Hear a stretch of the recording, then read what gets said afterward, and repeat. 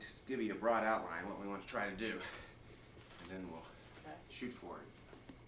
Is that we're going to deal with probably initially. Sleep. Oh, yeah. Tom, Do you read quite a bit? Get that out of Yeah. there. I'm on our. Okay. I'll get out of here too.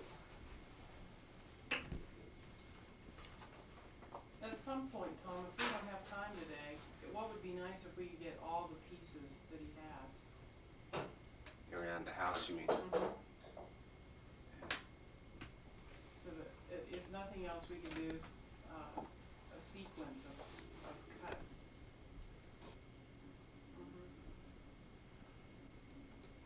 Or if you remember when Tom had me take a sample off a good many of my dyes, and then you just hammered them around the edge and we anodized them. You remember that at all? Making those?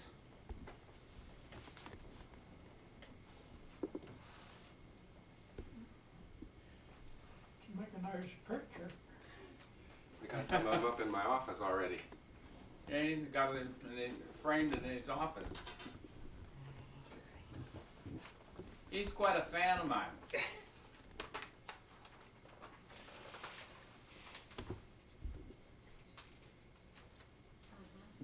How we doing? We want to shut these drapes. Is that possible? The drapes won't shock, but the mission blinds will go. That's great. Maybe Pull the blind. Other end. That's great. That's perfect. Thank you. You want to pull that blind too? Not No. No, this is good.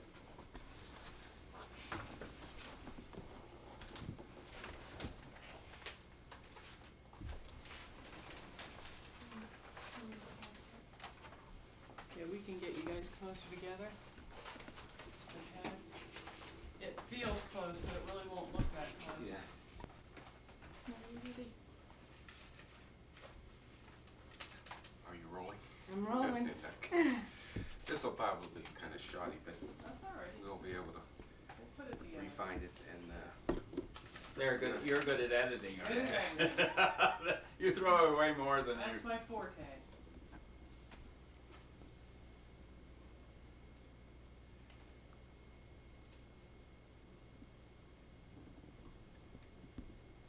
I'm going to lead in with some questions so that, and then we may put it back together. But Dad, could you describe to me the nature of the aluminum business that you had? In a broad overview, what's the nature of this business and kind of why you got into it and what you try to accomplish? Give me some input.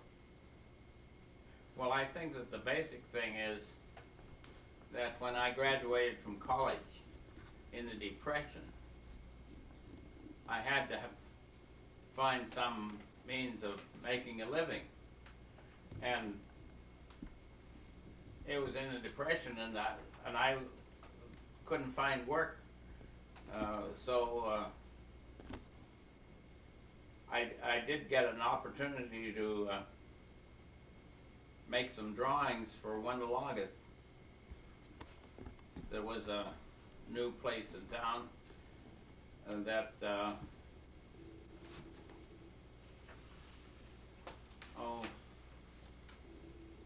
what was What did he do?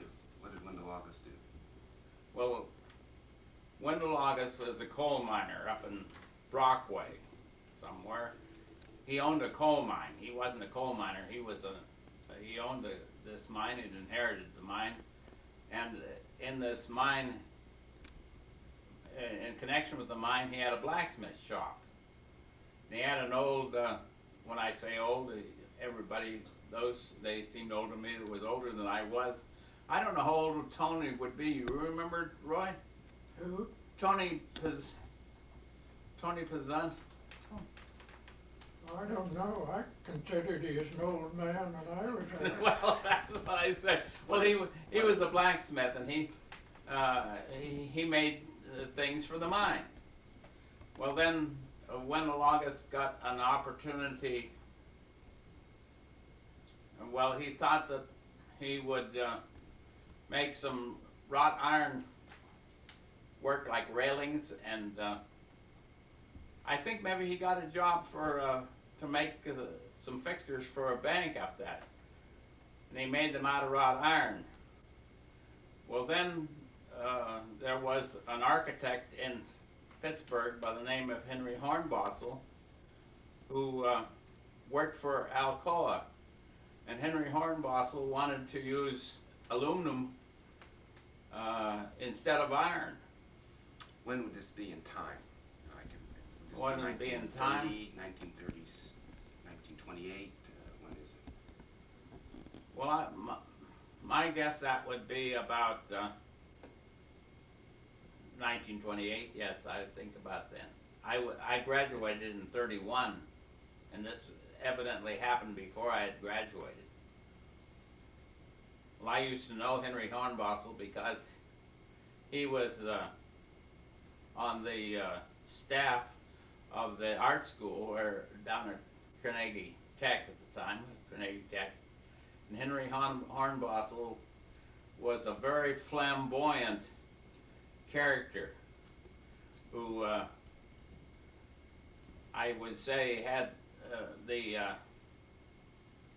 style of an architect that people had in mind of what an architect should be like. He wanted Wendell August to do some things for him? Yes. And he was doing the design work for Alcoa. Wendell Wendell August was? Or No, Hornbostel. Hornbostel. They were designing the research laboratory at New Kensington. And he was designing this research laboratory at New Kensington. By this that time, was for Alcoa. For Alcoa. Called aluminum work. So he wanted to use aluminum in the building. And he wanted to, especially the elevator doors, he wanted to make them out of aluminum rather than bronze, which would probably be the material that was used traditionally. I've never been in this building, but it must have been a pretty nice building. But had Wendell August moved to Grove City by then? No, He was still up in Brockway. he was still up in Brockway. But this is, so when the building was done, Henry Hornbostel wanted to have some mementos and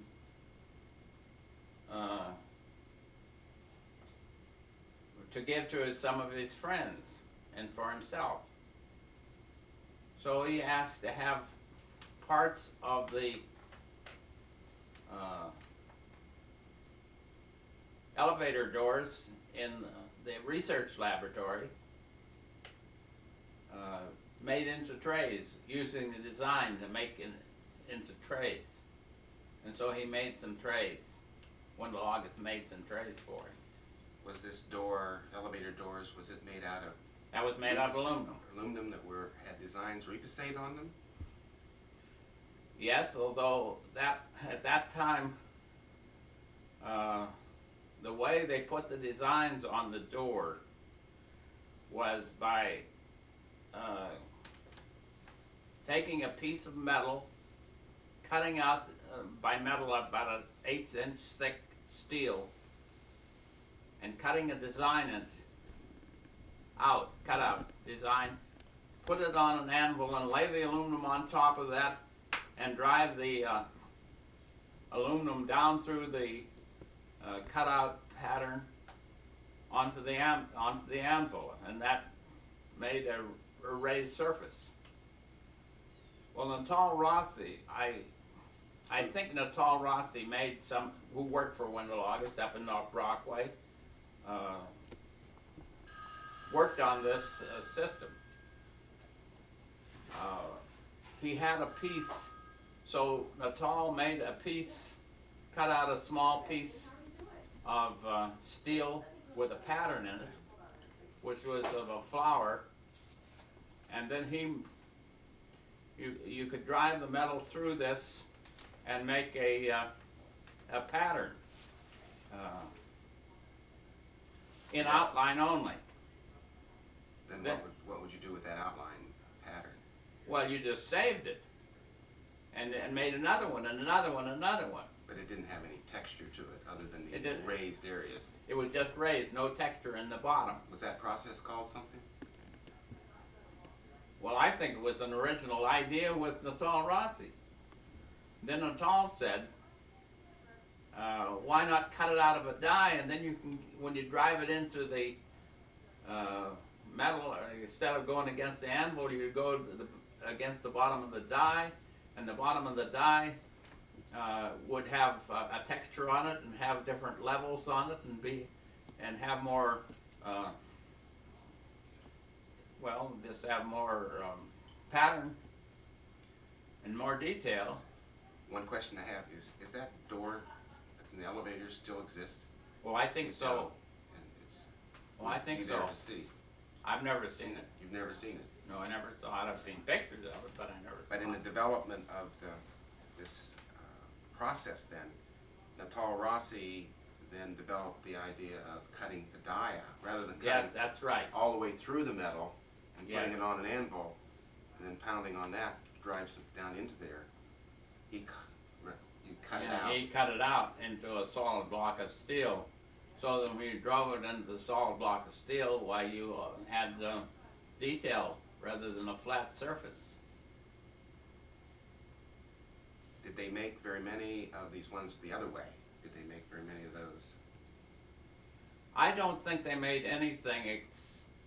They made the gifts. I'm speculating, but I think they just made a few. A few gifts. So that Few would be gifts. a unique item if you ever found that. type Oh, of yeah, item. It would that be very unique. That would be unique. And you could tell it was made that way by probably the sharp lines. Oh yes, you could tell it was made that way.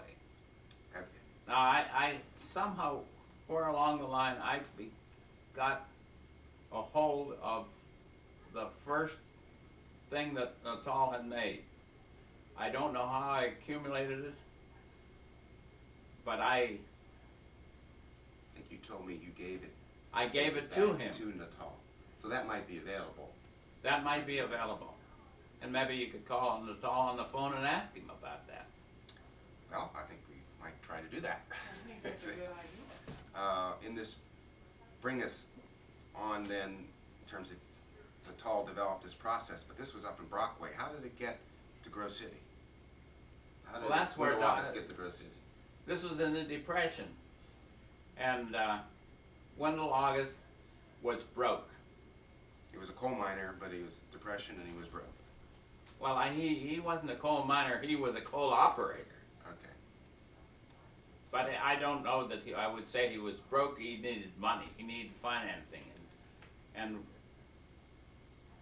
Fithian, Did he see some potential in this business with the blacksmith and the crafting of aluminum? yes, I think he did. Yes, I think, So, Dr. E.J. Fithian was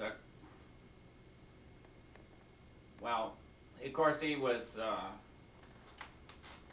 he run a foundry?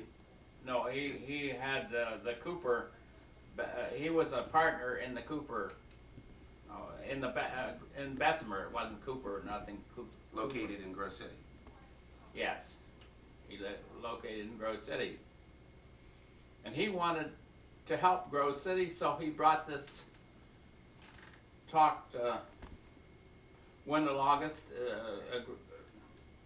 made an agreement for him, that he would build a building for him if he would come to Grove City.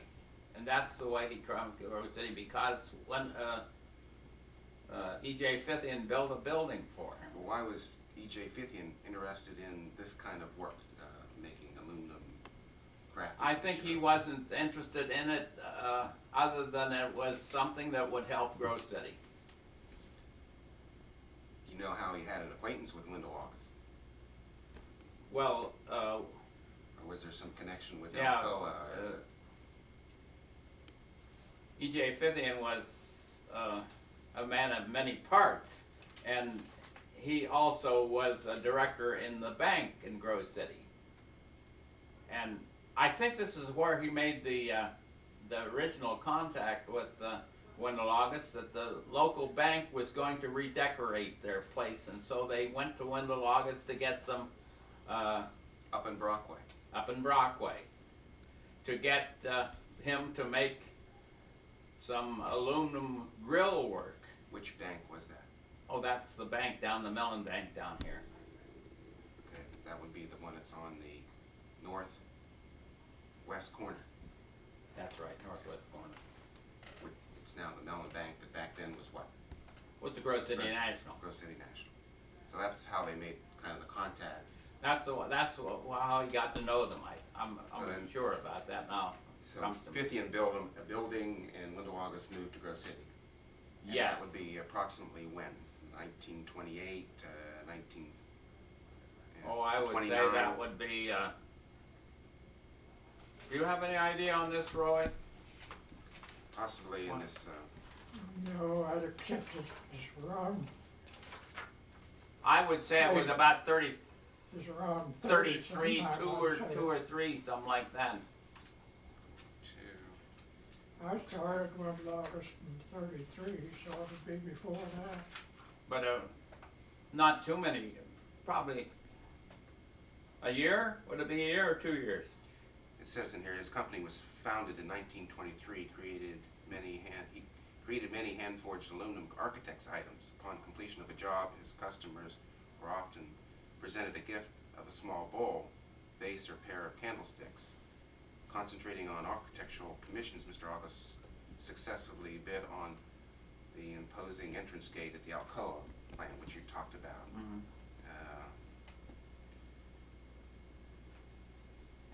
That doesn't say exactly when he moved, so he was doing it in 1923, so, and you graduated from college in 1931 and started working for him after college. Well, it wouldn't be immediately afterwards, but it was years. Or so, I something- started in 34, so I worked for him in 33, I think. What type of an experience did you have there working for Wendell August? You said you did some design work. Did you make dies or what? Oh, I worked in the office where the die maker worked. Remember Louis Donato? Yes, Who was Louis Donato? He worked for Wendell August and he cut the dies. He cut dies. Was Natal Rossi working then too? And Saul Rossi was working out in the shop as a blacksmith. See, this Tony Pizzoni was Natal Rossi's uncle. And now Natal and I are exactly the same age. But you were working there in the office. What did you do exactly? I made drawings Drawings for designs. for designs, To be cut. cut in the dies, that's right. Okay. How many did you make during that time? I would say that it was a relatively limited number. Did they make any of them? Did they cut the dies for any of your designs?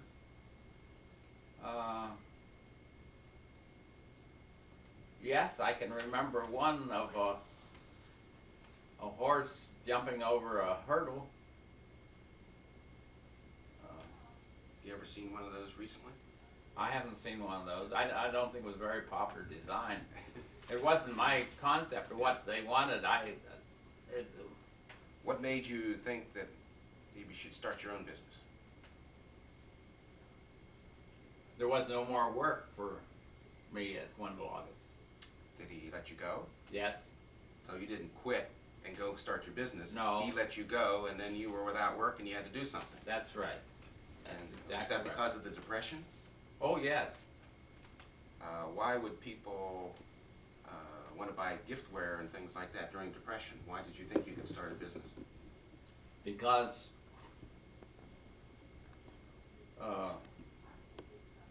Dr. E.J. Fithian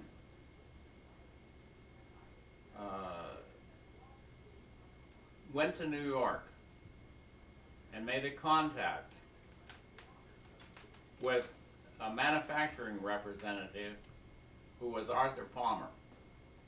Now, Arthur Palmer sold giftware or or even things. Well, I would say he sold things in the to the jewelry trade. I think a lot of the things he did sell was to jewelry stores or to high-class department stores. In other words, there was potential market for people in a higher class of That's people right. who were buying things, even though it was a depression. Yeah, that's it. So at this time, you only sold to rich people or people who were, well, I would say the rich, more not real rich, but rich. How many people at that time were actually making aluminum giftware? Was it just Wendell August? Well, yes, it was just Wendell August, but it was when he made this contact with Arthur Palmer in New York City, and Arthur Palmer was selling things, serving pieces made out of made out of silver. Arthur Palmer saw the idea of making something similar to the silver out of aluminum. And he talked to who about it? That would be Fithian. Fithian brought Arthur Palmer down here and made the contact between Arthur Palmer and Wendell August. Arthur Palmer was the stylist and the salesperson. This is while you were still working for Wendell August? Yes. And Arthur Palmer was also broke. Everybody was broke, except Fithian, I guess. So, how'd you get the connection? How does this relate to you now? well, I was in the office and I knew Wendell August, and there was Wendell August's wife at the time was interested in this, and Arthur Palmer and E.J. Fithian. You were there, you overheard them talking, you were involved Oh in it? yes, I went to went to a showing in the William Penn Hotel in Pittsburgh, because in that day the manufacturing representative would travel to cities and go to hotels. I guess they still do this. This is why you worked for Wendell August. You went to one of these shows. I was this young buck. I was a young person who they thought had some talent, I guess, and they just took me into their. I was on the inside of it. But at the point they let you go, what happened then in relationship to you deciding to go into business and Arthur Palmer? Tell me what happened there. Well, I knew that the heart of the matter was the sales, the marketing. And I thought I could do the stuff, do the work. I thought I could do it better than Wendell August is doing it. So I tried to I made a piece, and it worked out well. That piece that you... What piece was it? What piece did you make? That one right there. This piece. Mm-hmm. You made that. Where did you do it? You didn't have a place where you worked. Where did you make it? I made it on my back porch in my house on College Avenue. And then I needed a place to You cut work. the die. You cut the die. I got the die on the back porch.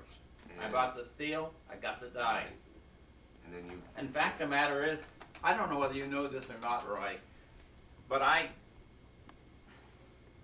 thought that I could make a form out of steel and form a tray like this with an edge on. Wendell August took a wooden form, and they would bend stuff around on a wooden form all the time, and they would make it out of maple, and they'd always destroy, and you know how there was is, I thought, well, it was malleable enough that you could form these corners like this. So I got a piece of steel and had it made in this shape for the form. This you did in your back porch. Yes, I did. I had the steel made at the machine shop. Okay, but when you got this product made, then you took it to Arthur Palmer. No, I went to Chicago. You went yourself to Chicago. I went south to Chicago with some people. There was a World's Fair out there in '34. I think it was in '34, Chicago World's Fair. And I went out there with some people who were going out because I didn't have money. And I rode with them, took this piece along with me, and when I was out there and they were going to the fair, I went to a gift show. Because evidently I knew there was a gift show at that time out there. And I walked into the gift show and contacted a manufacturer representative whose name was, I'll get it in a minute. Get me some smart pills. Anyway, you contacted a representative there. Did he give you a place to show your product? He had seen Wendell August stuff on the market. And boy, he just jumped right out at my suggestion that he would like to be my representative. And he became my representative. And he said, well, can you make it? I said, I can make it. Well, can you make enough? I said, well, I'll do the best I can. How many orders did you get from that show? Oh, I don't know, but It was at 1934, 1934. but you came back and there was enough orders. I didn't come back with the orders because I gave him a sample, I remember. How soon did he contact you and tell you? Oh, almost immediately he started sending me some orders. And so I made some pieces. Where did you make those? Well, then I needed some place to go, and there was this building that was behind my house there. It was empty. And Was this the building That's beside the the building. barn that had the horses and places stored for the ice business Yeah. that your father had? My father had some ice trucks in the barn, and the people owned the barn, owned This building was located between West Main Street and College Avenue, on the alley there. Right. And you rented it? You rented it? I rented it, And you yes. started making. It had been a shop that was built to make pop. It was called the Grove City Pop Works. But that had evidently failed, and they had turned the building and made a couple of apartments in the building. How did The apartments were empty, and how did Wendell August react to this? You starting a business similar to his. he tried to put me out of business. How did he do that? He got an attorney and sued me. Tried to sue me. On what basis? Infringement of a patent, because what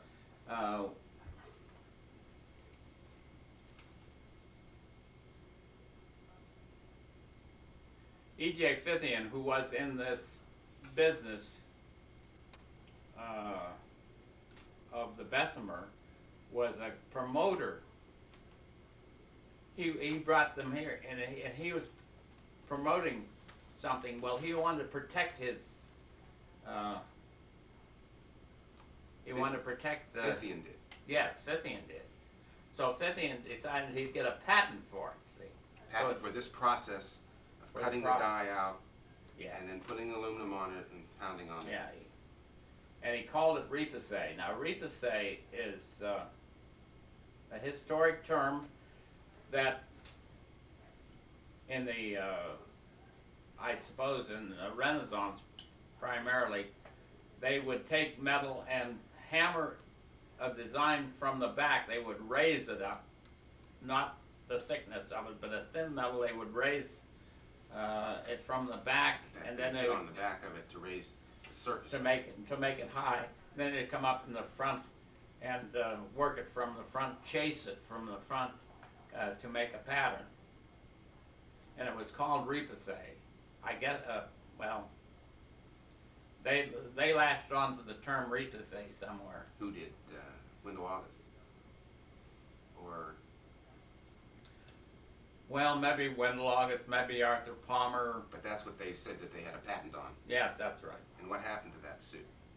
What happened to it was dropped Why? because it didn't have it. It wasn't. It was a historic.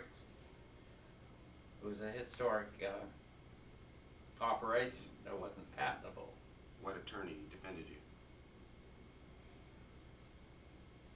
Well, it was Mike Wary. They This said- gets a little complicated. You want me to get into all the complications? Maybe not. It's all the complications, but it was dropped, and he let you. You went on with your business. That's right. It was dropped. I just like What to, the attorney advised him to drop it because he didn't have anything. just a side note. Is this particular tray was acquired 2 years ago in Vermont while I was traveling on vacation, and found it in a kind of an antique Junk place. junk place, and after inquiring about some other aluminum giftware, the owner dug through the bottom of her junk, pulled this tray out, and I immediately recognized it as one of my father's, and I inquired as to the price, and she said, well, I guess I need $2 for that. So I immediately bought it, then informed her that my father made it.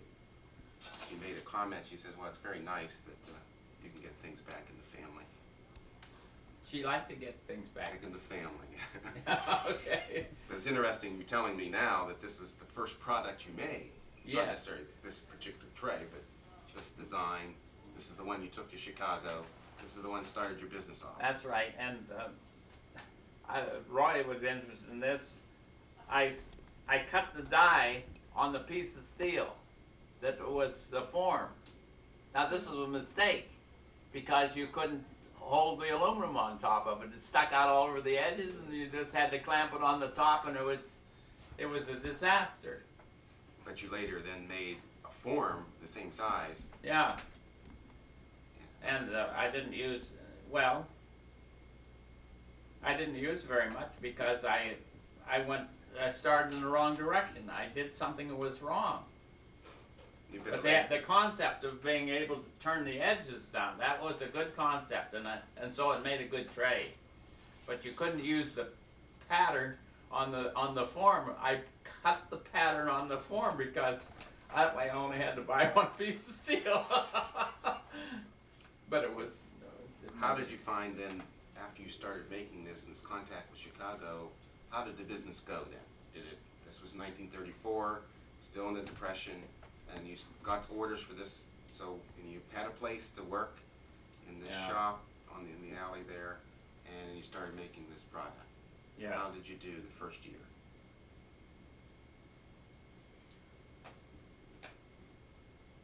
I'm not interested in these sort of things, you understand. I just worked and things developed. And it developed. And it just developed, and my wife-to-be was a secretary. This was one of the complications because she was a secretary for an attorney in town, and she could send out the invoices and do the business. And her name was, Marion Bowie. and she started helping you. She started helping me, and then subsequently we were married. When was that? When did you get married? Oh dear. 1936? I don't know when I was married. About then, about 2 years after you started the business. I was maybe a little longer. And where, Well, when were we married, Betty? You were married about the mid part of June in 1936. okay, See, my wife, husband married us. that's your current wife's husband married you. Yes. Where and were then- you married? And we were married the same year. Then she married. Were you married to Bob when he No, married us? I was married about 2 weeks after you and Marion were married. Okay. And Where I did you physically get married? in the house of one of my of Marion's friends. Okay, it wasn't, then where did you you moved into this house the day of your wedding. Is that correct? Yes, we had purchased this house, and I don't know what I should reveal this, but my wife was the secretary to an attorney McBride, and she was also a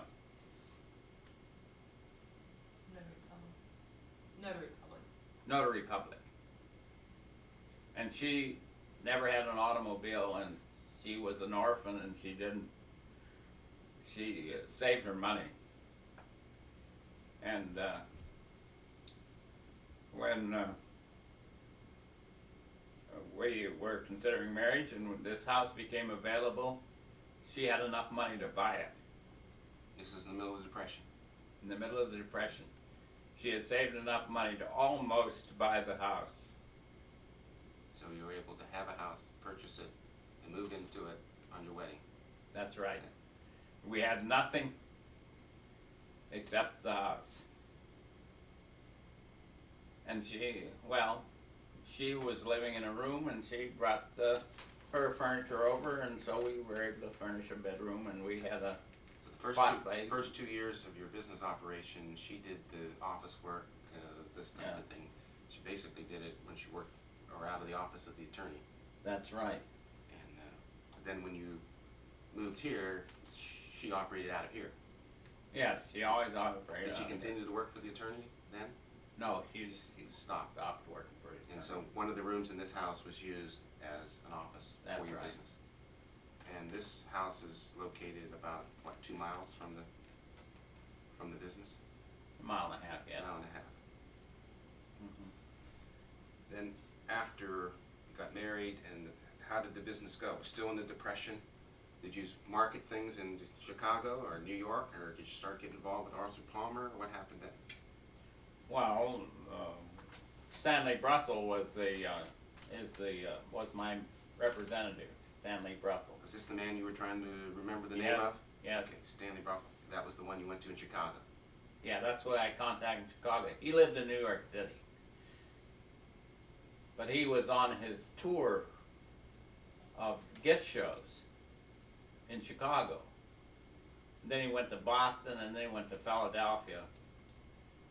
And it more or less had I think he had maybe at that time an office in New York City, and he had many lines. He just took me on as a sideline, you see.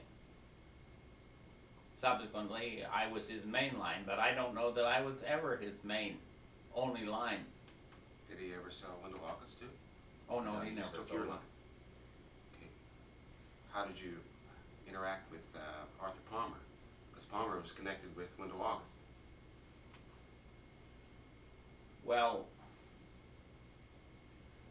it wasn't a very friendly relationship that we had With Wendell August with or Wendell Arthur August Palmer? and Arthur Palmer, but subsequently Arthur Palmer became in the latter part of my business, he became my representative.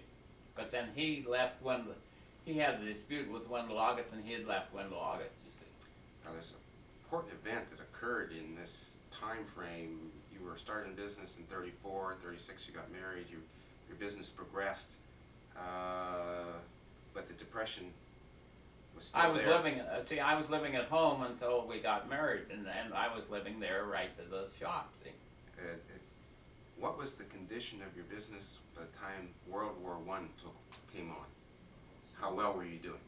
Were you World War One? I mean, World World War War II. II. World War II. Well, when World War II come along, my business was going really quite well. And then but When you the say government, quite well, what do you mean by quite well? It was still in the same location? How many men did you have working for you? where were you during the war? That was when you were off, wasn't it, Roy? Well, I was working for you. What did you do during the war? Let's get it together. I want to have what happened here up to the war. how was the business going then? Well, I was just hiring men and producing material. How many men did you have, would you say? Well, it's difficult for me to tell when I had many men. Well, maybe but I at could one- ask Roy, because he started working for you in about 1938. And that's just 3 years before we entered the Second World War. So how was the business going then, Roy? You mean Art's business? Yes. I'd say Oh, good. we were going good, weren't we? How many men did he have working for him then? I don't know then, but. We got up to 20 men. 18. I had 20 men. In that shop building? Well, I had another building where it did some work too. Where was that? Oh, I don't, is that building there anymore? You know? Is that Howe Industries, down that way, or where was it? I don't remember anything about that. Well, I had some sanders at these places, see? And Well, right before the war broke out, was the Depression still going on? oh no, that was it. That- Maybe the Depression was going on, but this was the Depression business because it was new, and Arthur Palmer was a good salesman. He had introduced it to the market, and it was a hot item. During the Depression, it was a hot item. Is that the point too where a number of other people started the business before the war started? Other people started making the product? Or was it after the war that a lot of other people got into it? No, it was before the war. It was before the war. See, these people in New York City then, when they saw that this was a hot item, everybody jumped into it and made it cheap. And the business was just about ruined. This is before the war started. You know, you're talking Well, about within 10 years from the start, when Window August started this in about 1930, and by 1940 it all sprung up. Yeah. A lot of people started into it and about ruined the business. When you say ruined the business, it's because of all the people getting into it and you couldn't compete? Well, you couldn't compete because they weren't doing it the same way. They were. What was different about the way? Well, they used a thinner metal, and they used mechanical cut dies, and they used some way to imitate hammering. Would you say that, Roy? Yeah. It was cheap stuff, you could tell it, look at it. Yeah. Betty, Well, Betty, we could tell it, look Betty. at it, but the people couldn't tell us something. Betty, could you bring me those items? Yes, which one? Those ones that are out. Okay. So in other words, in that 10-year period of time, even though the Depression was it still in effect? Because I didn't live in that time, and I'm not too Well, versed on it. we came out of it slowly. No, the other products. Yeah, okay. Oh, all right. You can see my interest in it is not in dates. My interest in it is what I was doing. Yeah, I understand, but we're trying to get it in terms of historical background, and stuff. We can bring those together. Are these the kind of products that you had to compete with? Well, this is one of the better ones. This is one of the better ones. This is one of the ones that, well, this is even hammered. They're hammered. I'm not sure that this one is Everlast. Yeah. But you see that, this is a mechanical cut die. That's a mechanical cut die? Yes. And I'd say that this was too, wouldn't you, Roy? I would say it all was. Yeah. Yeah, I think it all is. When you say a mechanical cut die, what is that? Well, I guess I don't know enough to answer that because I don't know what the tool would be that they'd use, but it would be a power tool. In other words, a power tool as opposed to direct Hammer, yeah, hammering, yeah, design, cut, artisan type. yeah. Okay. But these were coming on the market 1938, 1940. See that edge is made with a machine? It's an imitation of the edge we're making. In other words, they could undercut your prices. They undercut the And they prices. could make them faster. Make them faster. Okay. How many businesses would maybe have sprung up by 1940? Well, you'd have to tell the book there. You've got the book, and it tells you that. That's Okay. not my. That's the historian's business. But there was, now there 20, 30 businesses? Oh, I was. Well, how many? Well, you wouldn't know as well as I would, Roy. But I think they had. see, this person divides it into categories. Yeah, hammered, Repoussé Designs, looks like about 20 there.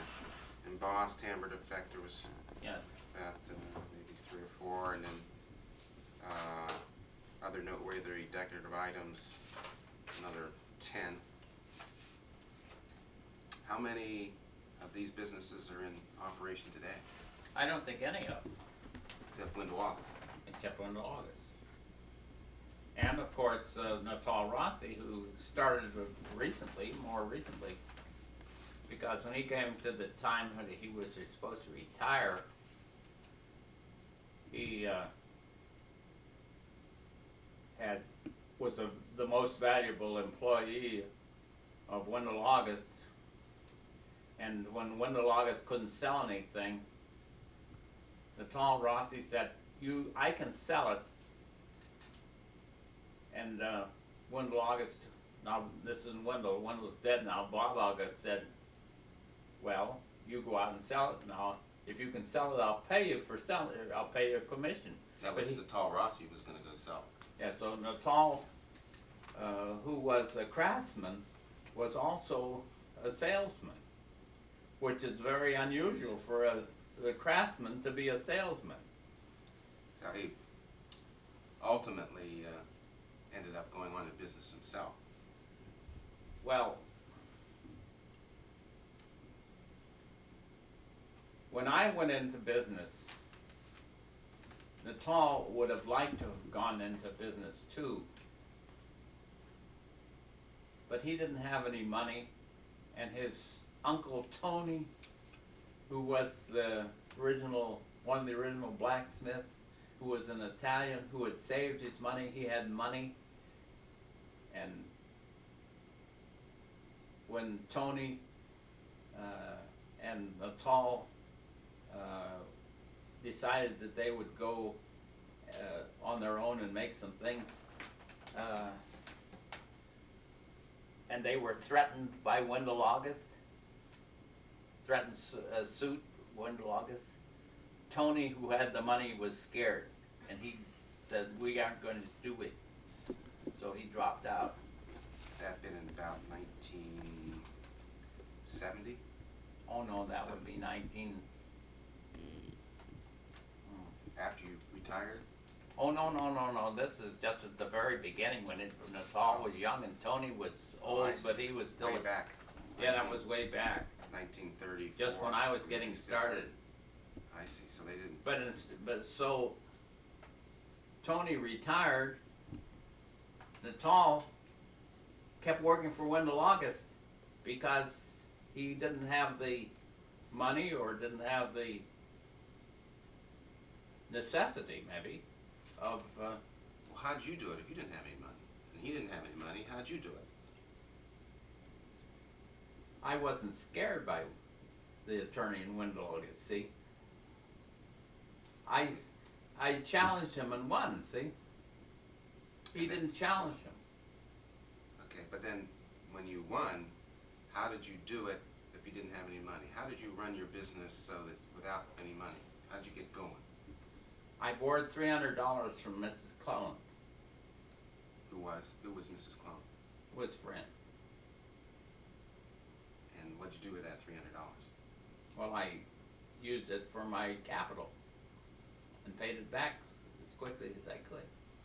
And then, as you continued to sell the product, and what did you make in big investments? Did you have much capital? The investment was myself and my wife to be. she worked for nothing, and I worked for nothing, and lived with my father and mother, who fed me. And And the business got I started. was Once an you got entrepreneur. Pretty soon, I was able to go. And then once you started, how much in debt did you get? How far in debt did you go? I never went more than $300 in debt. Ever? Throughout Never. your whole life? Never. That's right. Did you ever charge anything? Well, of course I had. In terms of debt, you never, say, took a loan out and then paid it back over time? The only loan that I took out was when we bought this house. We didn't have quite enough money. And we took a mortgage on the house and from the bank, and I think we paid it off in a year. It was probably. How about for buying equipment for the business? Did you borrow money for that, or did you just? I didn't borrow any money at all. I financed everything out of my income. I lived with my parents. I didn't have any money. I just. Yeah, but after you were married and say. Well, after I was 5 married. years into the business, how did you manage the financial affairs? Listen, I didn't manage the financial affairs. My wife managed the financial affairs, and she is the one who I have to give the credit for that, for the business end of it. I am a person who have a natural ability to know that what I'm producing is worth more than I'm putting into it. And So you're making a profit. I know when I'm making a profit. But she could figure, she kept the books. Did you ever And when have I wanted money, I went to her. Did you ever have anybody wanted to invest in your business? Oh, I had a couple of people wanted me to go to their town and work. I had a man who came here at one time. He was an entrepreneur, and he was down at Allentown. He had a factory down there. Was that before the war? Yes, that was before the war. And he came here, and we sat here at the table and talked. And he said, if you come down to my place, I will. I don't know what he offered me. It wasn't very much. I would say maybe $10,000 or something, which was a lot of money in those days. And work for me. I will. I have a factory. Come down and visit me. I went down and visited his factory. And I came back and one of the things he had said to me, if you come to work for me, I'm telling you, you'll have a different lifestyle than you have here. So I made the decision to keep my lifestyle and forego financing and a place to work and to become a big operator, say a big shot. Why did you make that decision? I made that decision.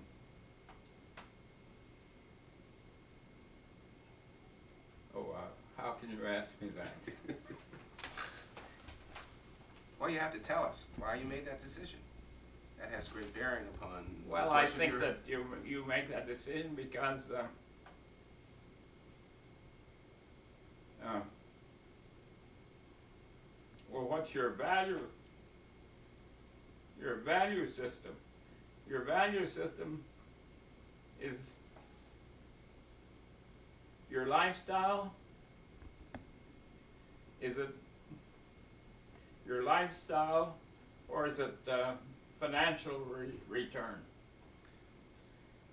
or even fame, or What, in terms of the lifestyle that he offered to you, as opposed to what you chose,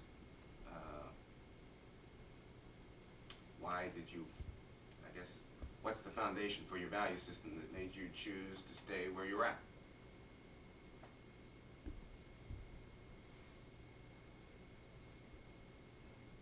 Well, that's pretty basic.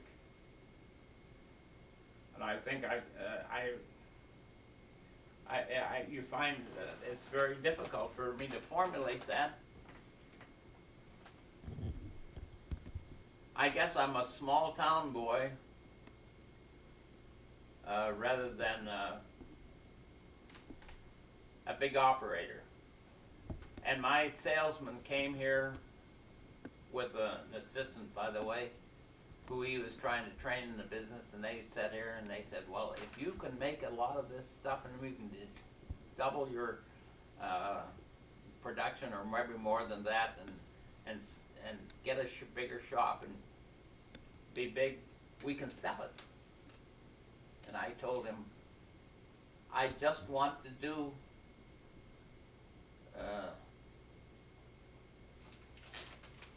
what I enjoy, and if you get to be a big operator, then you're into administration and you're out of the actual work with your hands. And I'm a craftsman, and I'm not an administrator. Well, Roy, I don't know what you thought of me as a boss. Oh, I thought I never had a better one. But I had no trouble as far as authority is concerned. If a person wouldn't work, I didn't want him, did I, Roy? No, I don't think. I never had any authority. A man wouldn't do it. I didn't have the man. But So back- well, I had that ability, but I didn't have the ability to borrow money and build a building, and you didn't want to get into that. I didn't. That didn't. But you also had some interest in terms of this being a craft and an art. Yes, of course. And you felt that maybe you would lose control of it. Oh yes, I would have lost control if I'd gone with this man. He had a great big factory, and he made all kinds of things, and I would have just been a little bit of a corner in his business, see, But you elected to stay here, and be small. small, relatively small Well, for the yeah. business. Oh, well, yeah, This was before the war now. Oh, this is before the war. What happened when the war broke out? Well, What when happened the to your war business? broke out, then the government took all the metal. What did that do to you? They put me out of business. They put me out of business, put one in August out of business, and by this time, Did Arthur they pay Palmer, you anything for it? huh? Did they pay you anything for it? They paid me scrap price. Which was what? Oh, I would say it was the 10th of what Do you know how much that was? the scrap price? Yes. I think it was 10 cents a pound. $10,000? Oh, no, 10 cents a pound was, 10 oh, cents a how, pound. How much did you get then? I didn't have very much metal at the time, and they didn't, At one time, you had told me it was $10,000. no, I think that $10,000 is,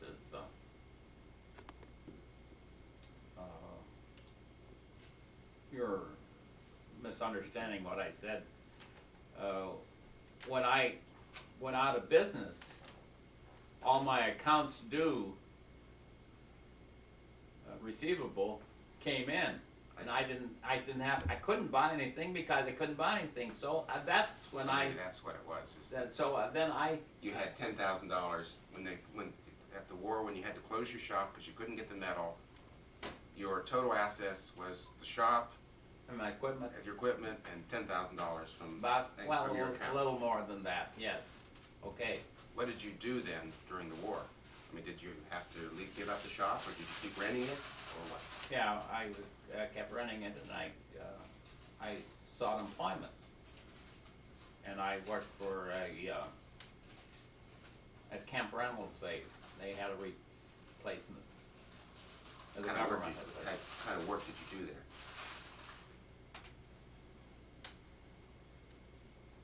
they had an architect, an architectural firm, and a construction firm up there.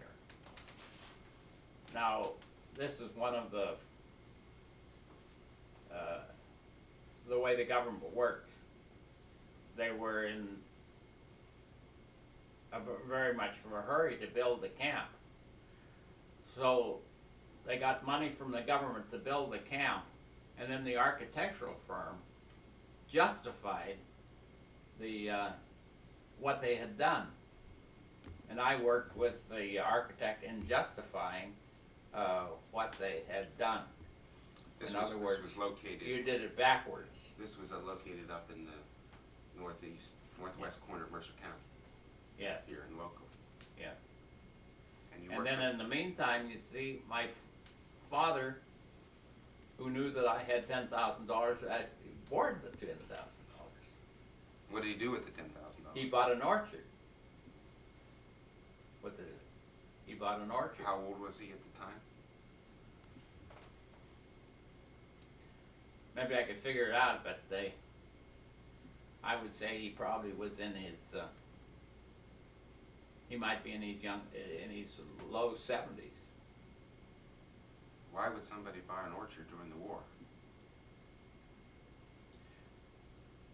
The orchard, there was a man who had, was a school teacher, and he had a vision for building, for an orchard, making money out of an orchard. So he had bought some land, well, you know where it was, Don, I don't. That'd be between Mercer and New Sharon. Wilmington. Yeah, in New Wilmington. And he had planted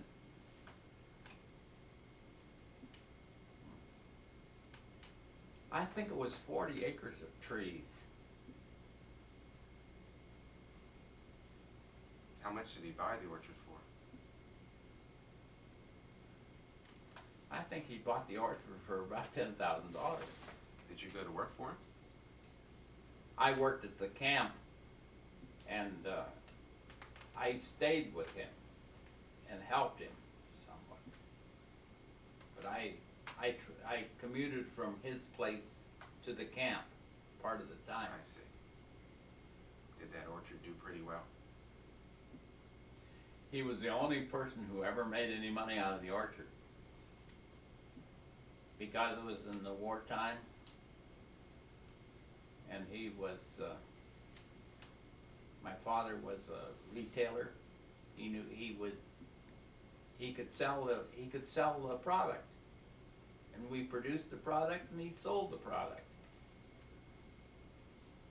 And So he was able to, did he pay you back? when he sold the orchard, he paid me back.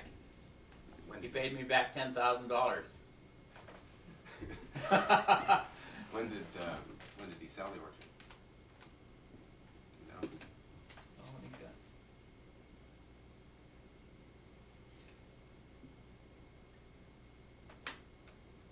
See, my father. Did he have about 5 years? Yes, Yeah. I think. Then as that was, when the war was over, you were able to go back into business? I was able to go back in the business. That's right. That'd be about 1945. I think about 45. What, Roy, what did you do during that time? I worked at Bessemer for 3.5 years, I think. Then when Dad started back up again, you came back to work for him. Yes. And what was the status of the business then in 1945 when you started back up again? What was the state of the economy? How'd you do? Was it, Well, right after the war, there was a blip in which everybody wanted something. I couldn't produce I could sell more things than I could ever produce. And then that blip was over with, and it was that time when aluminum fell out of favor. how long was that blip? 5 years? No, I don't think it was that long.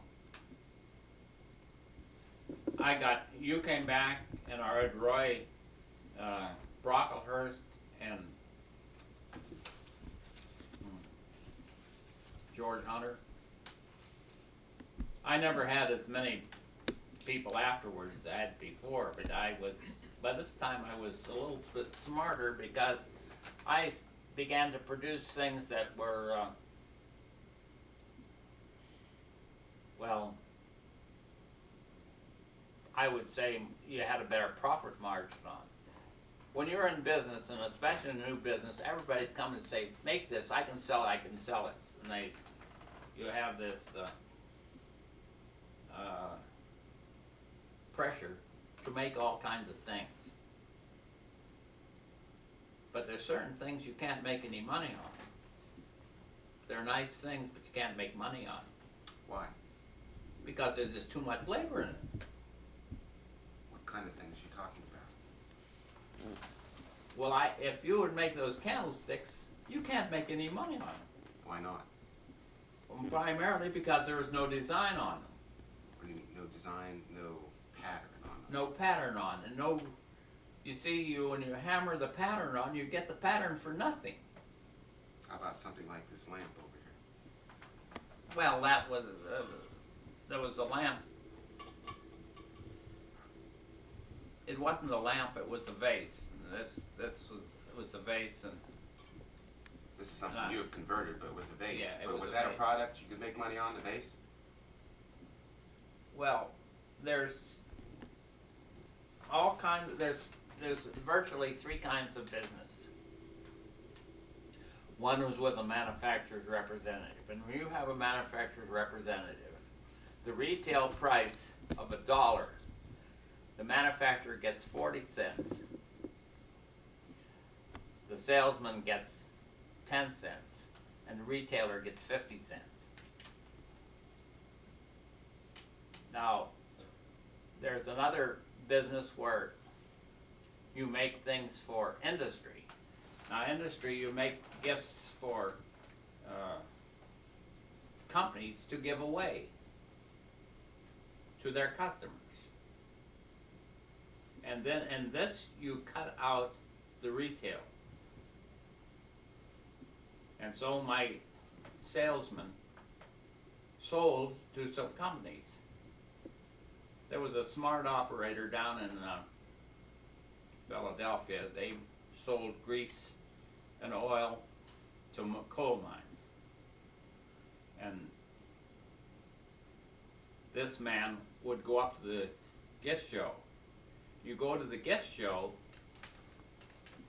you bypass the retail.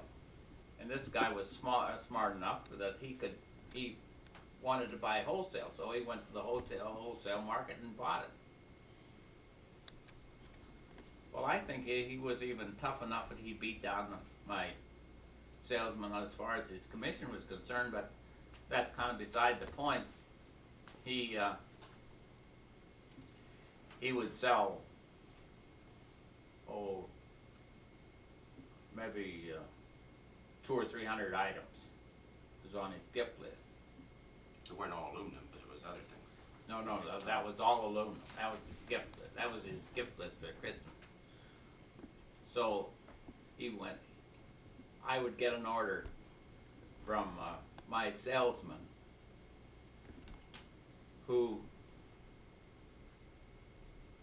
my salesman would make the 10%. I would still get the 40%. But the man who bought it cut out the 50% that the retailer would have. See. Well, subsequently, by this time my salesman had died, and I made contact with these people, and I made contact with this Armour Oil and Grease Company, and I would sell them direct. So you actually became a salesperson too at one Yeah, time. then I was a salesperson. And then you would get 90%. No, or I 100%. You'd get, no, but you. You got this different price.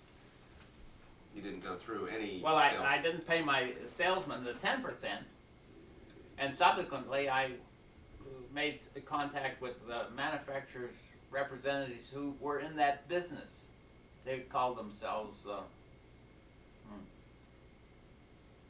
I don't, well, I'll get that. And I had one in Pittsburgh, but, How many of these other competitors were still in the business? These people like these, were they still in the business? oh no, they're not in the business. They were gone They're after gone. the war. They're all gone.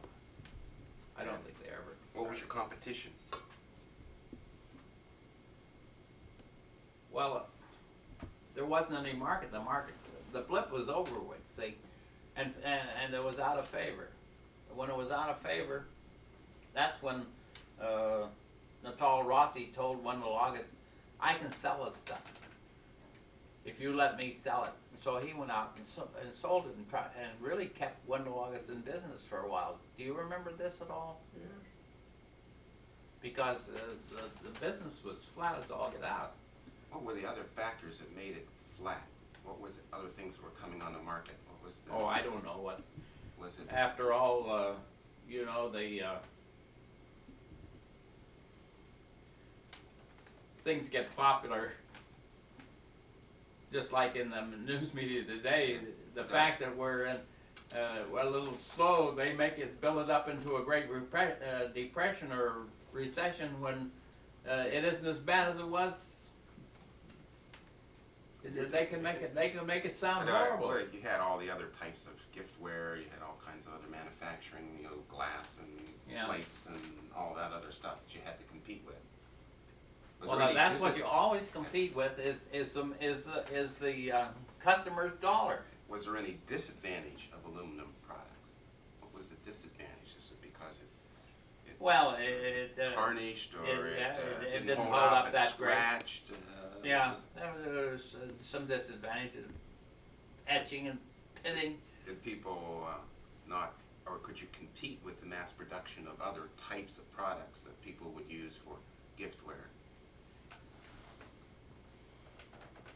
There is hardly anything in the giftware item that is made in this country. You're competing with the world. This was a new item in this country, and it was no competitors that I know of, except one, which I don't want to get into, that was ever made in any other country. But giftware from other countries come in just like baskets that come in and. Well, what did you do to enable yourself to stay in the market? What I did was go to color. And what is that? Well, that's when I went to anodizing. What kind of a process is that? Well, in my connection with Alcoa, and the Alcoa had a finishing laboratory in New Kensington where they did research, and I got friendly with this man down there, and who was the head of the place, and he said, "Come down and try it." So we came down and he actually made some samples for me at one time that I could try out the market. And what, describe that process. Well, that was the Let me get a aluminum sample. Company of America had this process of anodizing. And anodizing is a process where they turn the aluminum to aluminum oxide. By what? Is it electrical? That's chemical electrical process. You put it in a bath and run electricity through it, and when you normally, historically, you have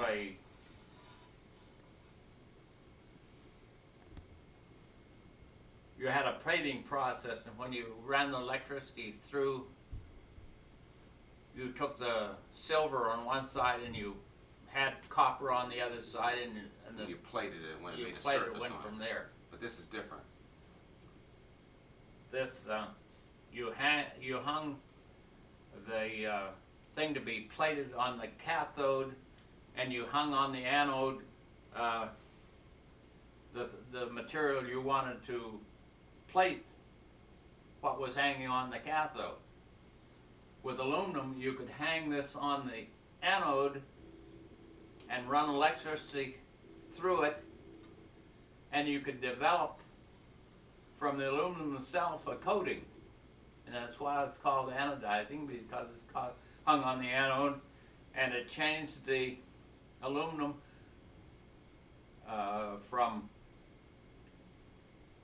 into aluminum oxide. And they describe it by saying that the coating grows on there. And it doesn't grow from the top as a plating would grow, but it grows from the bottom. Well, how can it grow from the bottom? It grows from the bottom because this coating is porous, microscopically porous, and the electricity produces the aluminum oxide from the bottom. So did it make the surface harder? The aluminum oxide is very hard. In fact, So it's a aluminum better oxide surface. is used as an abrasive. And then what could you do about this gold color? How did that happen? Well, because it's produced from the bottom, through microscopic holes. When you produce the anodizing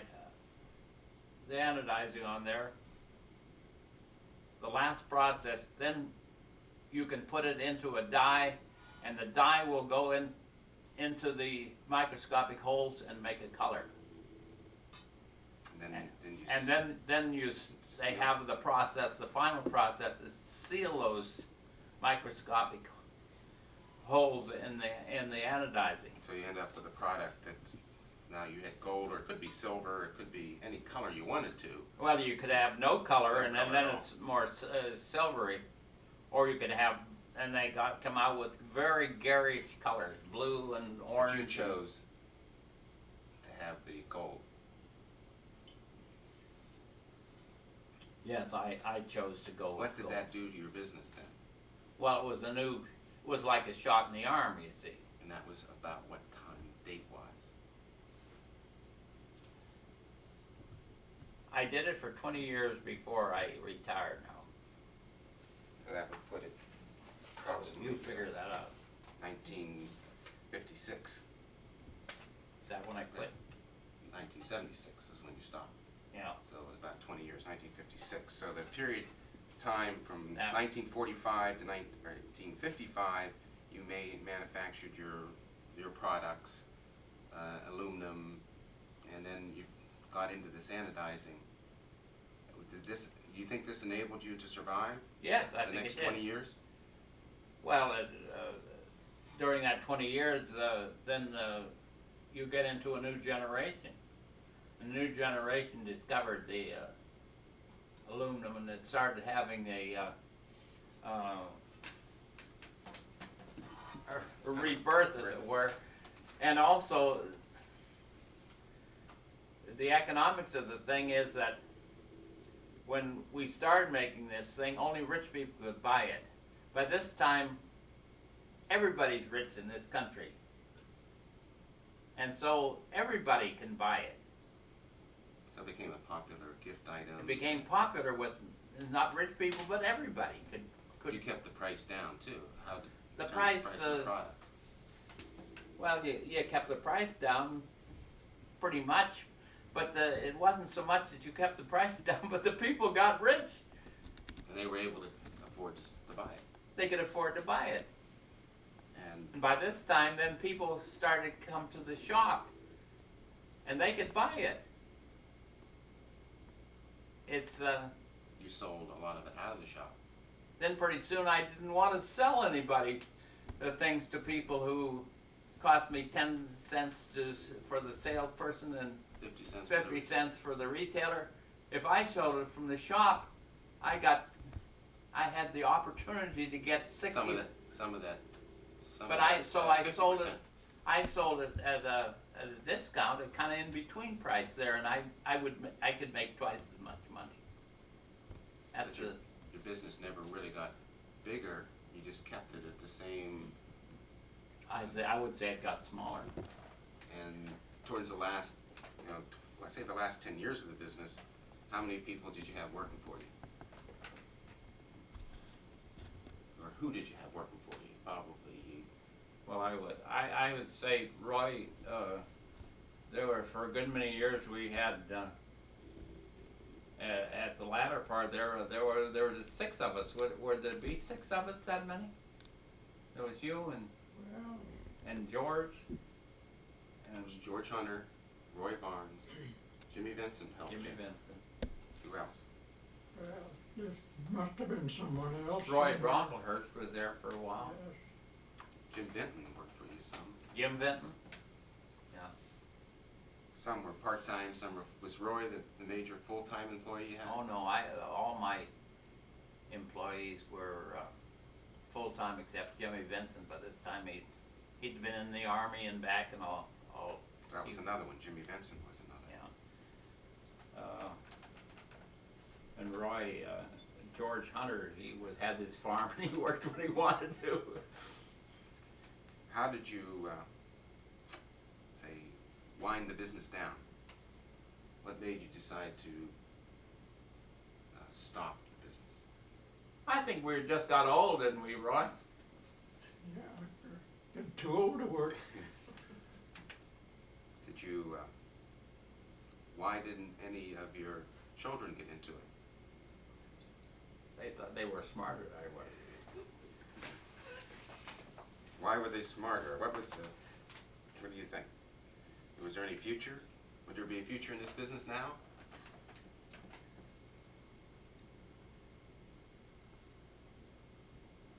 I don't think there's any future in this business. I think that here, you have an operator like Bill Connect over here, who bought one of August, and he's making he's promoted it in a big way. But if some foreign country thinks it's a good idea, they can wipe him out like that. In terms of being able to make products and Yeah. similar products? You can't produce things in this country and compete with foreign countries, just like In terms of the cost to operate, the labor costs, the well, cost of the operation of labor business, all the governmental You see, requirements. Al, my son-in-law, imports baskets, and I went with him to Madeira Island and to Yugoslavia, and at one time Poland was the place to buy baskets, but it seemed to be he never could get in there. But he went into Yugoslavia and to Madeira Island. But then here in Madeira Island becomes a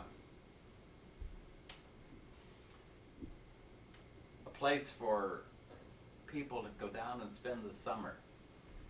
Instead of making lace and baskets on Madeira Island, they have hotels where people from Germany and from England come down and spend the summer, and the people work in the hotels, and they're not going to make baskets and stuff like that anymore. So, Do you think that in terms of long-term, the potential for the business, this type of product on the market isn't there?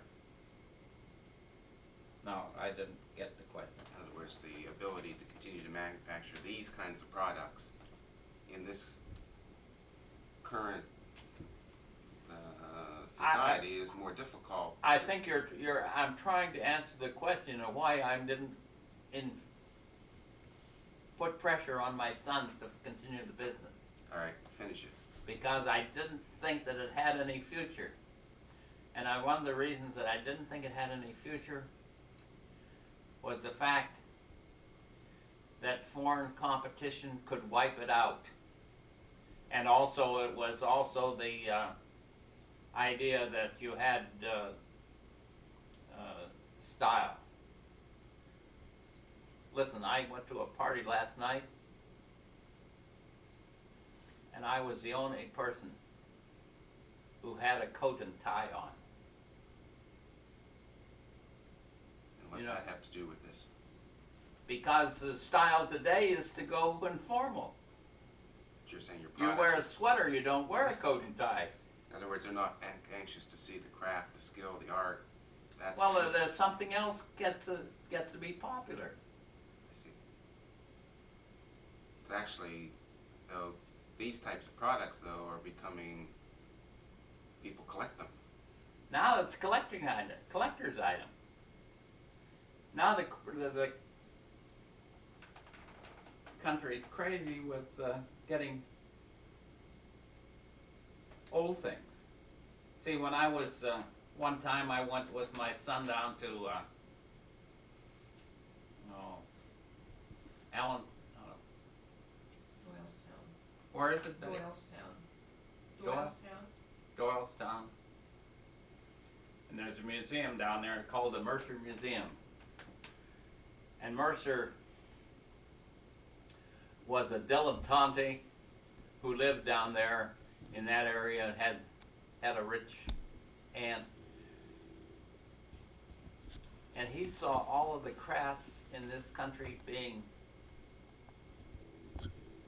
the Industrial Revolution had made everything out of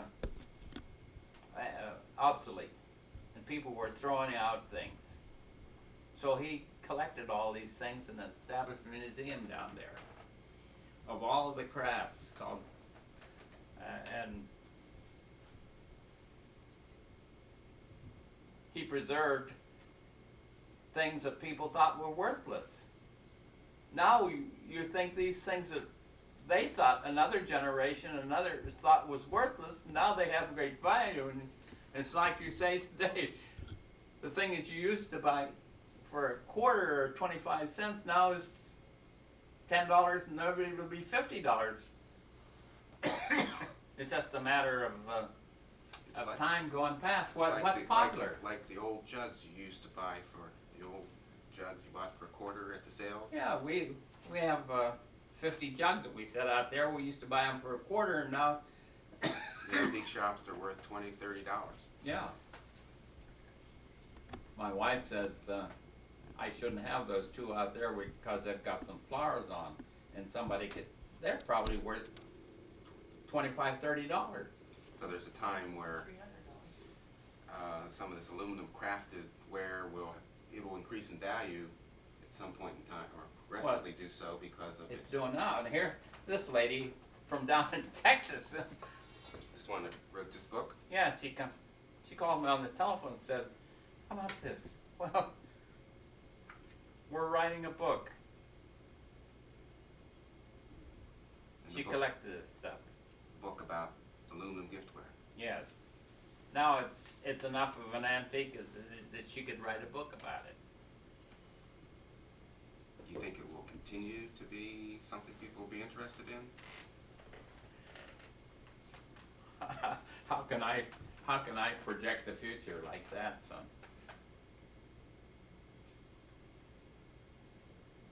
Let's How is stop for a minute.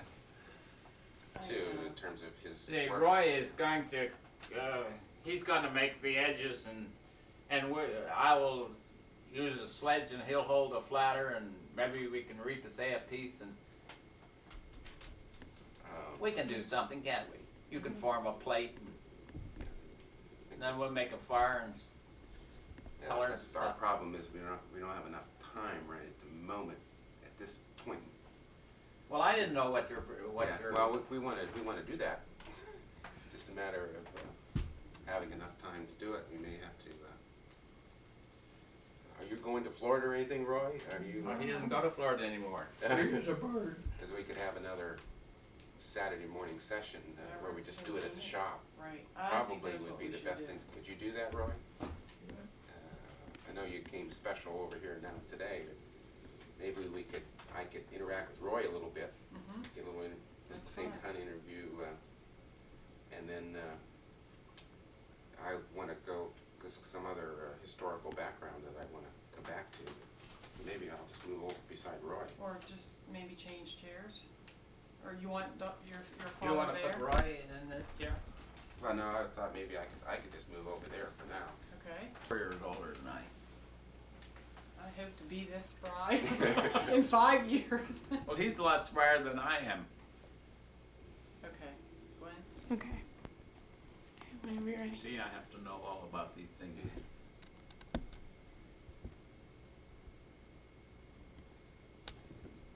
I'm gonna work backwards, Roy. How did you feel about working in this business for the years you did, and it came time to retire? Were you happy to retire? Were you just kind of, were you ready? It's sort of a 50-50 deal, I'd say. I wanted to retire, but I didn't like to stop working either. You were how old when you retired? 72. So you worked past the 65. Did you Well, I think you have to include the fact that his wife had a business. So you didn't need your wife made more money than you did. Yeah, naturally. Okay. Roy When did you start working with my father? had What only year? one son who 38. was killed, How did you and so come to be he employed by has him? no heirs. Well, His wife had. Wes Finley worked. Am I He lost used in to this work someplace? at one Loggers Mills. Who was that? Who was that? Wes Finley? Russ Finley. Wes Finley. W.E. is. Used to work for Wendell August. And he was your Yes, friend? He went to Arts. I see. And when Wendell August, I didn't work steady. I'd be on a while and be off a while. You worked for Wendell August? Yes. You also worked. At that Okay. time. What did you do at Wendell August? I made cigarette boxes, that was the main thing. Okay, and then but then he didn't have a lot of work. Yes. But Wes worked for your dad. He worked steady and I was only working part-time. He thought I should come with him, work for your dad. So how did it go? How did you get signed on? Did you come and have an interview? What'd you do? I don't remember. I think I just asked your dad if I'd have a job. And you ended up working for him ever since. Yes. What all types of things did you do? Well, I think I did everything, pretty much. Did you reap a say? I could, but I didn't. That wasn't my job. What did you do then? You did the Form, forming the edges, and you would put the edge on the tray like this. yeah. This edge here. Would you put the handles on, or Well, no, I you turn the edges? He quit putting handles on them, I think.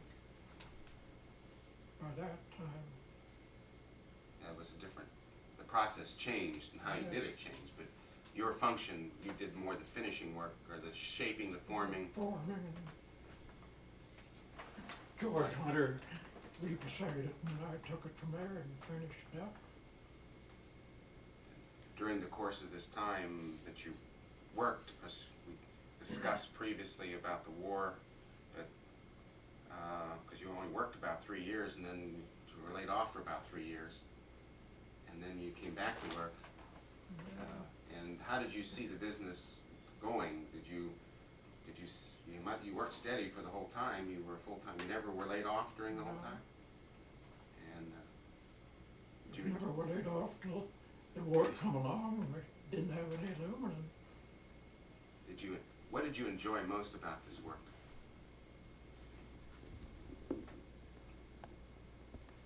Oh, I sort of enjoyed all of it, I think. You enjoyed making it, crafting it? Yeah. How did you view the product compared to what Wendell August made? Oh, it was better. And why would you say it was better? Wendell August, when they got busy, they got careless. they let anything go through, like before Christmas, In other words, there's some standards of the product, yes. and some of the things might be whether the dye was adequately rebased, Reform and they weren't fussy about it. They didn't care. They let anything go through.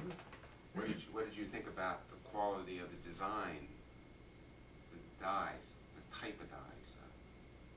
I'd say they're pretty much the same. How about just the thickness of the metal, or the way the product looked? This is thicker. One longest. I forget what he did use.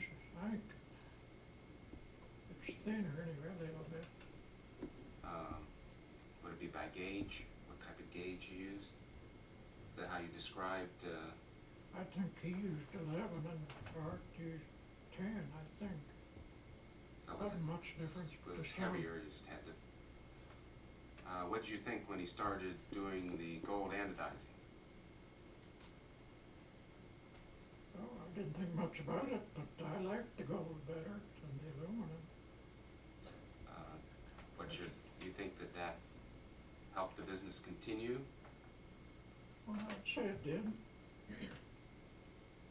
How did you, say, interact with my father as an employee? Did you get along well with him? Must have, you stayed there so long. you Never had a didn't- bit of trouble. What was the qualities about my father that made you say you liked working there? Is that again? What was the qualities about my father as a businessman, as a person, that would say, well, I want to stay working here? Yeah, say it's good. Did he, in terms of his way of conducting business, the maintenance of standards for the product? Standards, it had to be right. Or didn't go. Did a lot of people come in the shop looking for seconds? Good money. Usually supplied them too. Did, I think you should know that when I started to anodize, that the anodizing was never done in my shop. And so a lot of the finishing operations, at least some of the finishing operations, I hired done when I took the things to anodize. And so I paid the anodizer to do the finishing, where I used to, when I didn't anodize, I had men to do the work.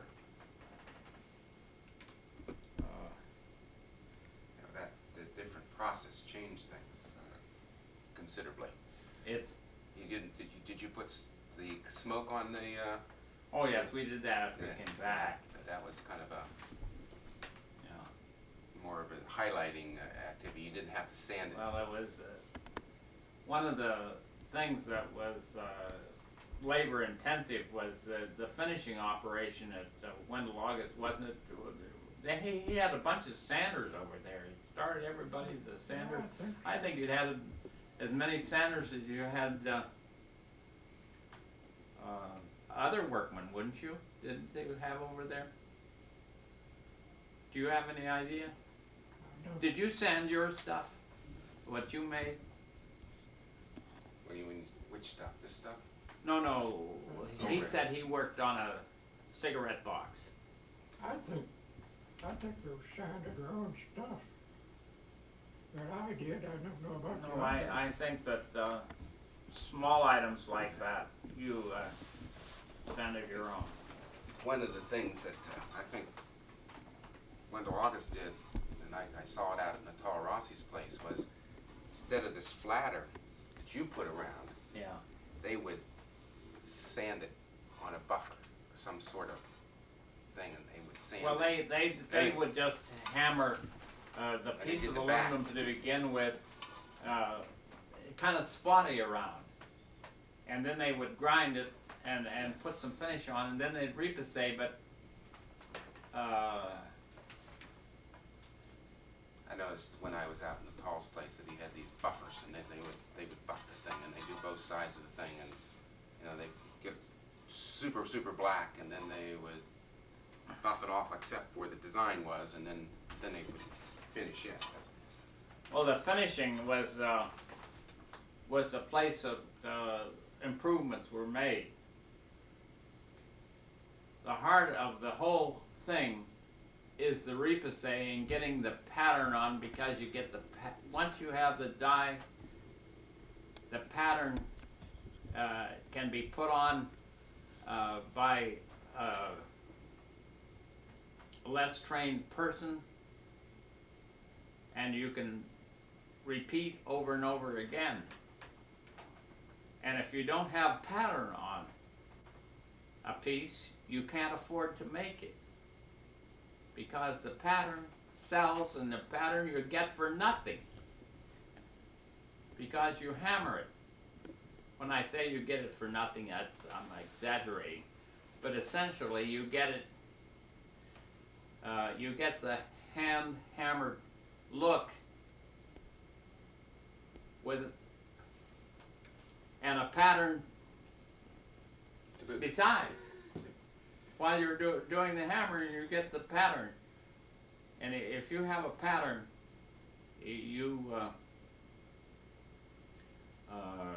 can get an economical piece. And so you'll find out at Saul and me at the latter part of me, you made relatively uncomplicated pieces with pattern on. So You sold the pattern rather than the piece. And you put the pattern on everything. What was your most favorite pattern?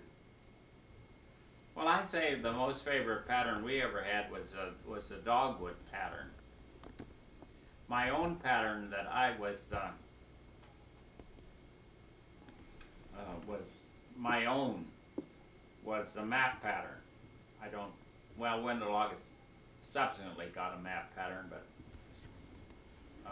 they never pushed it like I did. And so my item, and if you had taken, let her take a picture of that. Be the map pattern. Yeah, this is a little special because I put symbols which designate the building or the continents. But this was was distinctly my pattern, and you see it has pattern all over the thing. All the way around. Yeah. To the back. Oh, except the back. And now this is what we were talking about a little while ago, that we flattered, which is a way of making a transition from the hammered part, the repoussé part, to a plain part. And I would have borders around everything, and we would use this thing. Was this technique unique to you? Well, Wendell August used to use it, but it's a two-man technique, and it's really tricky, and so. Roy was your partner in this, in terms of doing the two-man job. Yeah, Roy was my partner. He was the man with the skill. I was the man with the manpower, I guess, or the muscle. For this particular process. For this particular process, and we did this around the edge of practically everything we made. And Roy and I, and so this was the thing that Roy and I did.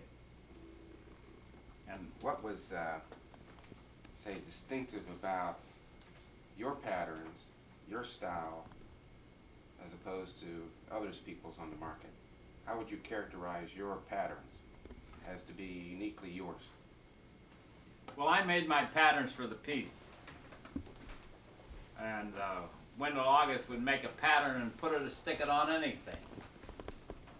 And except when you made a piece for an industry, and Wendell August and now Natal Rossi a lot of his business is making things for industry, and you make a special die for a special industry has something to do with their manufacture. I was out there this week, and they had the artwork for some war defense industry in which they were going to give this gift to somebody, and they had made the artwork, and the artwork, there was a couple of circles, and this is a circle, and had missiles going over here, and had airplanes and stealth bombers in the here, and some lettering up here about the company. And Natal was cutting the die, and I asked him how much they charged him, and he said they charged him $800 for this die. And I said to, would you evaluate my dies? This is Natal's son, not Natal. Well, he said, you want to find out how, depends who would evaluate the dies. If you'd go over to Wendell August and ask them how much this die would cost, they'd charge you $2,000 for the die. We charged them $800 for the die, and that's probably why they got the work. And then you make this pattern for this particular person. I thought the thing was almost unbelievably ugly. But it was for them, see? And the person who was buying that had no respect to how ugly it was. What artist influenced you the most in how you made your dies, made your designs? Well, I had a classical education in an art school, and I would go to libraries, and I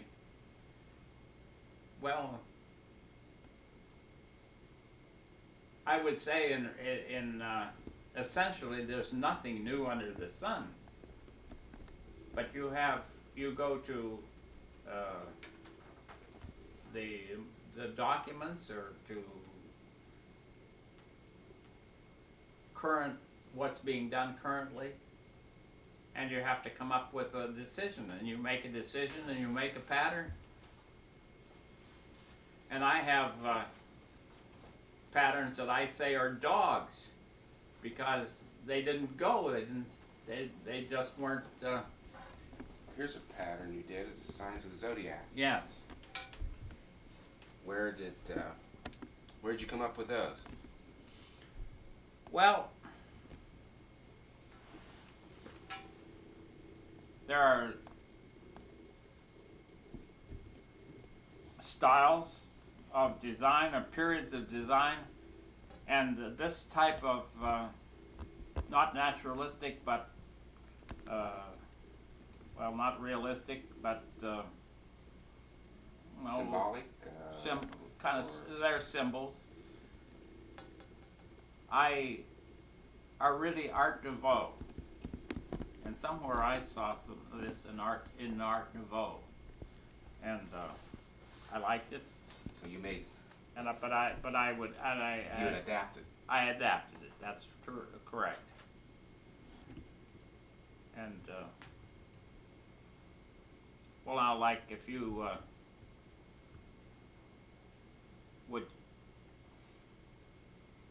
can you go out and get that plate, that last one that we made, that came in plate? You get it, Betty.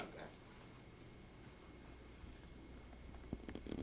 You're talking about inspiration for patterns.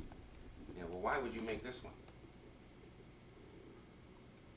Well, I thought it would have appeal Appeal to to who? people, to the customer. You're always thinking about customers.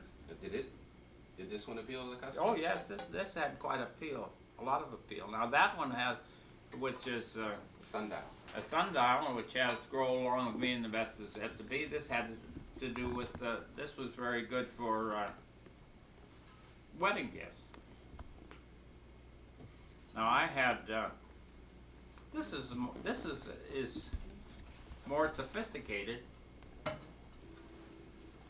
than other patterns. I think all of my patterns are more sophisticated. You can get pictures of animals, naturalistic animals, or the most simple of all patterns is our floral patterns, because floral patterns, well, a flower can have any relatively many variations in shape. So you make a die, and if you have a petal on a flower, the petal can be a little variation and doesn't mean anything. It's both representation, but you get something that is delicate and definite as something like this. Well, that's another story. So It has to be more specific. yeah, you have to be So specific. we're going to have a comment about this plate.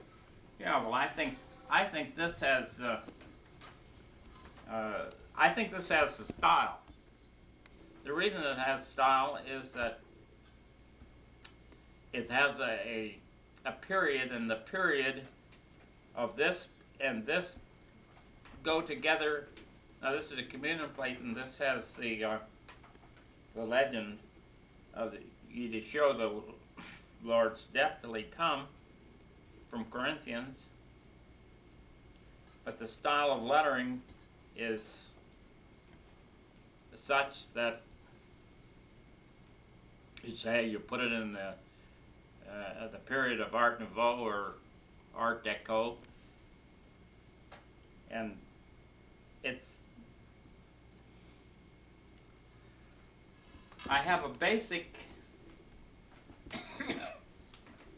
statement about style. Now I don't know how you define style, but I define style as something that you take a natural form and you exaggerate it. And when you exaggerate a natural form, it becomes stylish. If you have a short skirt, you make it shorter. If you have wide shoulders, you make it wider. If you have a bust, you exaggerate it. You remember in one period where women exaggerated their hips and had bustles. So I think this is the nature of style. Now when I went in and put these windows in the house, I put the windows from the floor to the ceiling. And when you have a window from a floor to the ceiling, it has style. If you just put a window in there, a hole in the wall, it doesn't have style. It's a window. I agree with that. I like your windows. Okay. Well, getting back to this particular type of lettering has style because it's exaggerated, you see? You have long, narrow. Was it long, narrow? Yeah. Well, that's kind of common to this style of Art Nouveau. It's not naturalistic. You lose naturalism. You when you go to these porcelains that Yadro makes, which are very kind of upscale porcelains, the characteristic, the thing that makes them have style, is the exaggeration, and this is an example of that girl. You see, the leg next to long, the style. I'm following. You're following me on that. This is what you're talking about in terms of, this is one of the, Well, yes. Oh, I this is one, sure. what makes it, when you're describing style, what is exaggerated in this? Oh, well, she's the head is small compared to the rest of the body, and the arms are long, and But why do you like it? I think I like it because it has style. It sets it apart from the ordinary. Well, you know how it is with a model. They're tall and skinny, and But in terms of why somebody would appeal to a particular style, then, you know, what makes it, so as I asked the question, why do you like it? There's another element to it. There's a human element. It's not natural. So a lot of natural things are nice, but you can alter the natural to have a style that you still like.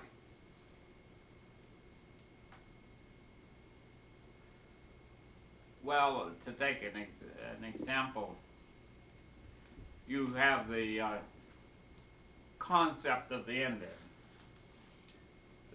and you have the natural Indian. Well, the Indian is dirty, smelly, and you can take him and glorify him to make him a noble savage. Well, most Indians aren't noble savages, but you idealize them. We idealize everybody. That's the way it is.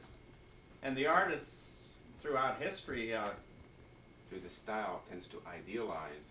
yeah, you idealize them, something, you exaggerate them.